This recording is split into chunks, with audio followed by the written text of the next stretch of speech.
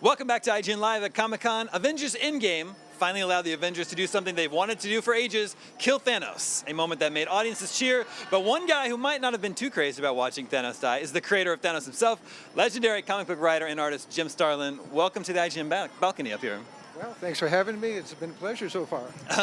So tell us what your reaction has been like seeing fans embrace the movies that are based on the comic that you wrote and characters that you created.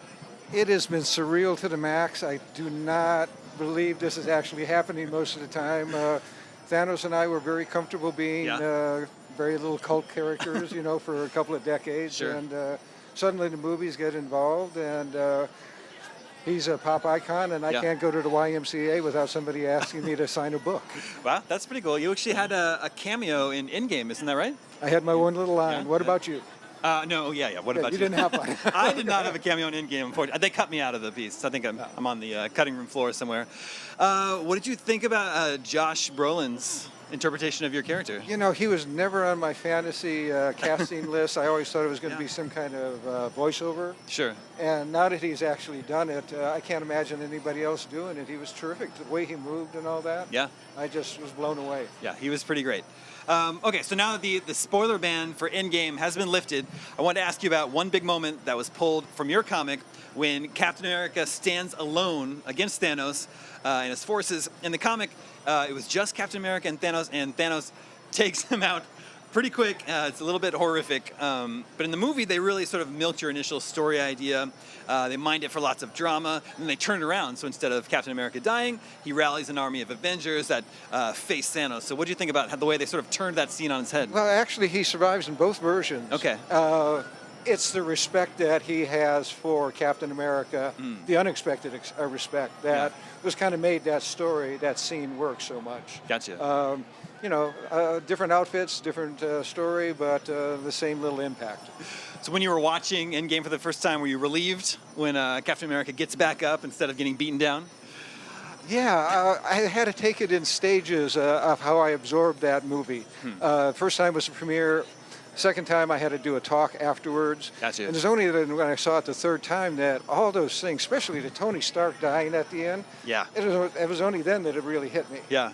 How aware are you, or like clued into the movies are you, or when you go see the premiere, is that when you learn what's going to happen to these characters and the stories? The Guardians, yes, but when I went to, I did that little cameo inside Endgame, and so I went on set between the two movies, and the writers and the directors were very open with me, and I was kind of surprised by some Avengers stuff, but they told me everything about Thanos, and I was really pleased by that. I thought that was very open of them and very friendly, and I had to thank them greatly for that. Well, so going back to the that Captain America scene that you wrote in the comics, what sort of inspired you to have Captain America stand up to Thanos in the first place, stand up to someone who's essentially a god? Well, he's always been the most gallant character in the Marvel Universe, and he's also the weakest physically. You know, maybe the Wasp is weaker, but, you know, of the powerhouses that are the main guys, he is the puny one. Yeah. No matter how big and strong and strapping looking he is.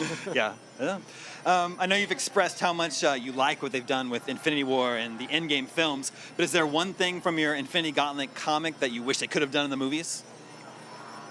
Not particularly. They did add one thing that I will never forgive them for. What's that? What was that? The Thanos' weapon in Endgame brought back the memory of the Thanos helicopter, which had pretty well faded from memory.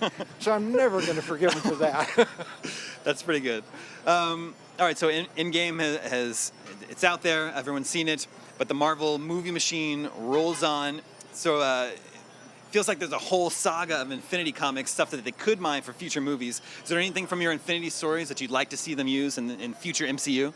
Well, they've talked about Warlock, and he sort of teased at the end, and he's got a whole storyline that's quite complex itself that could actually bring back Thanos. Yeah. But the one I'm really rooting to see come into the universe is a character called Pip the Troll. Pip the Troll? Pip the Troll, he's a sort of a perverse degenerate that... sort of like a Warlock sidekick and somebody for him to talk to, so I'm hoping he shows up eventually. Very cool. Yeah. Well, Jim, thank you so much for coming by the IGN balcony. I'm really sorry you had to watch your creation Thanos die, but think about the joy it brought all of us. Anyway, there's plenty more comic book joy coming up next on IGN Live at Comic-Con. Don't go anywhere.